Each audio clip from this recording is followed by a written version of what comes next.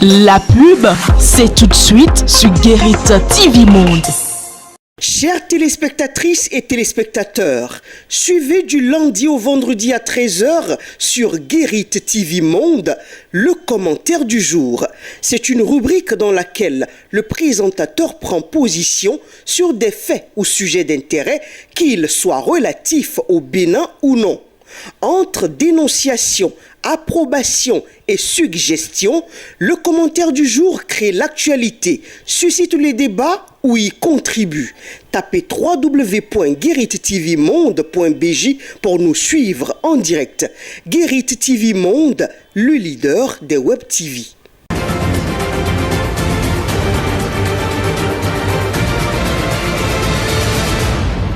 Guérit TV Monde, le leader des Web TV au Bénin. Ravi de vous retrouver dans cette édition. Mesdames et messieurs, bonsoir et bienvenue. Les titres. Des policiers sur le campus d'Abomey-Calavi ce vendredi matin. Selon les informations parvenues à la rédaction, ils seraient venus libérer le bâtiment BITB en construction. Pour quelles raisons? Les précisions dans ce journal.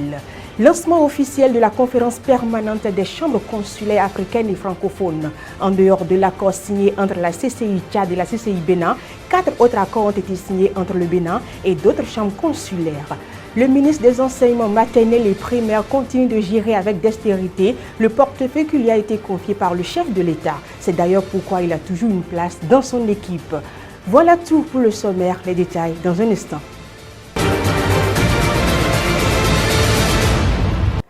À nouveau, bonsoir. Une brève à l'entame de cette édition, le marché de Zongo a pris feu ce matin. Selon Fraternité FM, l'incendie s'est déclaré au petit matin de ce vendredi 12 mai 2023. Les sapeurs-pompiers ont intervenu à temps, mais une insuffisance d'eau leur a rendu la tâche difficile. Il a donc fallu des heures pour maîtriser le feu. Les dégâts matériels évalués à plusieurs millions constituent le dégât de cet incendie. Autre élément dans ce journal, le bâtiment BITB en construction à l'université d'Abomey-Calavi a été libéré ce vendredi matin par les forces de l'ordre. C'est une opération spéciale de déguerpissement enclenchée par la cellule de sécurité de l'université d'Abomey-Calavi. Plus de détails dans cet élément. Au micro de Radio Cédoron, le chef sécurité de l'université d'Abomey-Calavi, Sonayon Oke, dit que l'inachèvement des travaux du bâtiment en question l'a soustrait à l'autorité du COUS-AC. Dès lors, le bâtiment est devenu un site de refuge à des personnes de nationalités diverses qui ne sont même pas étudiants. Ces derniers vont commettre des bêtises au dehors et viennent s'y réfugier. Il rappelle qu'en 2018 et au deuxième étage du bâtiment, 7 motos volées ont été sorties. Plus d'une fois, le déguerpissement du bâtiment a été initié en vain. C'est un lieu où se fait le commerce de substances illicites telles que le chanvre indien. Mais aujourd'hui, avec la très bonne collaboration du commissaire central d'Abomey-Calavi, l'opération de libération du bâtiment a été faite. Des choses inimaginables ont été découvertes. Paires de menottes, machettes, motos, chanvre indien, décompteurs électriques volés, etc. Selon le chef sécurité de l'université d'Abomey-Calavi, tous ceux qui ont été chassés du bâtiment sont libres de leur mouvement. Seulement, quiconque va y retourner aura maille à partir avec la justice.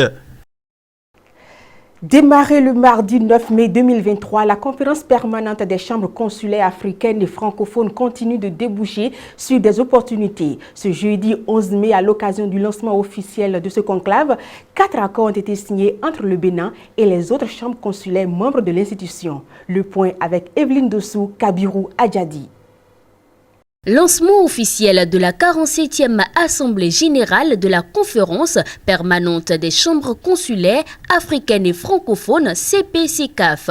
Cette cérémonie a favorisé ce jeudi 11 mai 2023 au Palais des Congrès la signature de 4 conventions entre la CCI Bénin et certaines chambres de commerce et d'industrie de pays membres de la CPCAF. Nous allons aussi, dans ce partenariat, développer un outil numérique pour accompagner et détecter les entreprises en difficulté. C'est une plateforme qui s'appelle Qui peut aider ma boîte. Pour le président de la CCI Bénin, ce conclave est également un espace de réflexion sur l'avenir de la CPCAF pour les 50 prochaines années. En dehors des activités statutaires de notre Assemblée générale, devrons-nous inscrire comme priorité cette réflexion prospective sur les 50 prochaines années de nos chambres consulaires et traduire en programme d'action des pistes d'amélioration et de changements souhaités pour la conférence permanente des chambres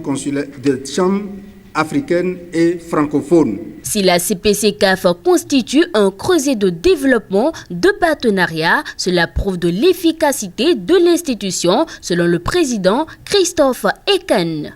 Il me semble donc pertinent de maintenir nos axes d'intervention dans cette voie, mais également de proposer des solutions adaptées au financement de l'installation des jeunes entrepreneurs.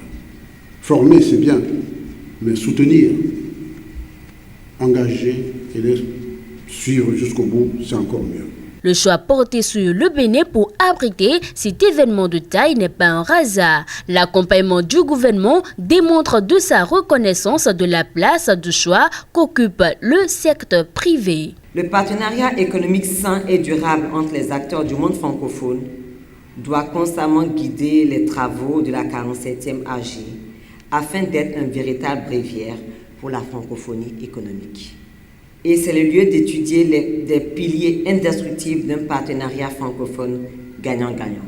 Il faut noter que les travaux de cette 47e Assemblée générale de la CPCCAF prennent fin le 12 mai 2023 avec la visite de la zone industrielle de Glodjigbe.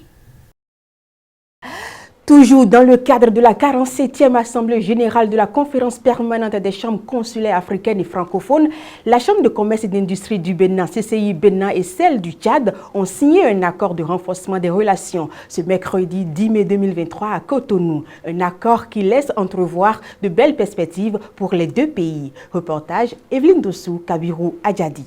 Une convention pour faciliter la libre circulation des biens et services et renforcer les relations commerciales. C'est ce que représente cette convention signée ce mercredi 10 mai 2023 entre la Chambre de commerce et d'industrie du Tchad et la CCI Bénin au Palais des Congrès de Cotonou. Ce contrat signé dans le cadre de la 47e Assemblée générale de la Conférence permanente des chambres consulaires africaines et francophones favorisera de bons échanges sud-sud selon le président de la CCI Tchad. Pour nous, le Bénin est un partenaire très important. C'est le troisième port que le Tchad utilise. Il y a un flux très important entre nos deux pays. Pour nos différentes chambres de commerce, pour nos deux chambres de commerce, qu'il fallait saisir cette occasion pour essayer effectivement de formaliser, de renforcer et de montrer effectivement aux autres pays membres de la zone de libre-échange que des échanges intra-africains, des échanges sud-sud est possible, mais également à nos partenaires européens qu'on peut effectivement travailler avec une Afrique globale, avec tout son potentiel. Et donc voilà un peu l'exemple que nous venons de donner. Je suis convaincu avec vous qu'il faut aller rapidement et je suis sûr que vous me verrez aussi au Bénin. Merci. Pour vraiment prendre la suite et montrer d'ici un an qu'il y a quelque chose de concret entre nos deux pays. À l'occasion de cette cérémonie sobre mais forte, le président de la CCI Bénin a réitéré son engagement à œuvrer pour que dure ce partenariat. Tous les points que nous avons évoqués dans cette convention doivent être profitables pour nos mandants de nos deux pays. Nous n'allons plus signer les conventions et les mettre dans le placard, mais nous allons point par point travailler pour pouvoir faire bénéficier au secteur privé. Je peux vous rassurer que les semaines à venir, que vous me verrez au Tchad, où je vais échanger avec vous, sur des opportunités que mes pairs, sinon mes mandants, pourront venir pour pouvoir jouir dans votre pays. Cet accord signé ce mercredi profitera certainement au Bénin pour son essor économique. Nous parlons éducation dans cette édition. Appelé au gouvernement du président Patrice Talon depuis 2016, Salimane Karimou continue de bénéficier de la confiance du chef de l'État. Ce n'est point le fruit du hasard. L'homme maîtrise suffisamment son portefeuille et produit des résultats concrets. Suivez cet élément pour en savoir davantage. Au sein de l'équipe qui gagne du président Patrice Talon, des collaborateurs ont cette grâce de gagner plus sa confiance. Le ministre Salimane Karimou, en charge des enseignements maternels et primaires, en fait partie. Certainement à cause de sa maîtrise et son management de ces deux sous-secteurs sous le leadership du chef de l'État. Pivot de la vision Talon au MOMP, il le prouve depuis son arrivée en 2016 à la tête de ce département ministériel avec à la clé des résultats probants. Il est mu par le souci de la qualité et de l'efficacité, l'éducation étant le socle de tout développement. À la maternelle comme au primaire, les réformes qu'il a conduites et qui permettent de remettre les pendules à l'heure et de redorer le blason de l'éducation de base parlent à sa place. En effet, grâce à sa rigueur et sa fermeté, les écoles championnes en contre-performance avec 0% de taux de réussite à l'examen du certificat d'études primaires CEP se sont mises au pas en remontant progressivement la pente. Ceci n'est pas possible sans des enseignants performants. C'est pourquoi, très tôt, le taureau a été pris par les cônes et l'assainissement douloureux de l'école a été fait. Les enseignants ont été évalués, le niveau renforcé et des recrutements complémentaires faits avec le déploiement sur toute l'étendue du territoire. Les conditions salariales aussi revues avec plus d'assurance désormais pour ces ex-vacataires devenus aspirants au métier d'enseignant.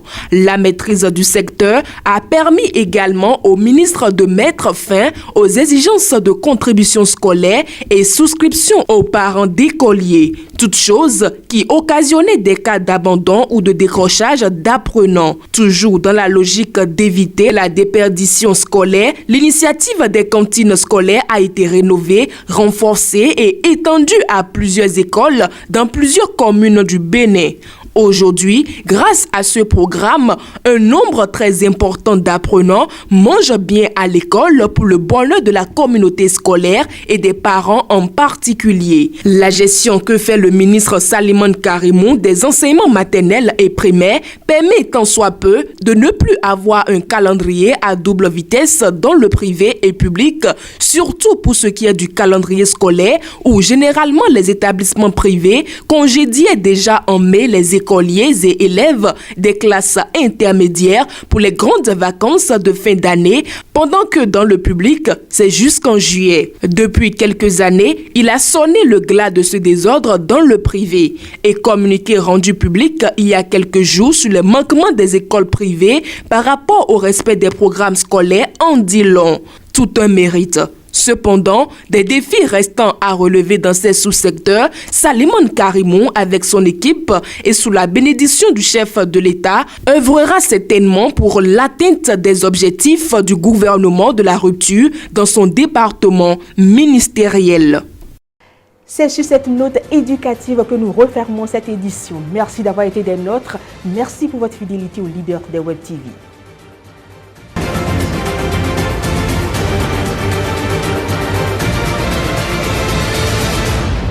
Guérit TV Monde, le leader des Web TV au Bénin.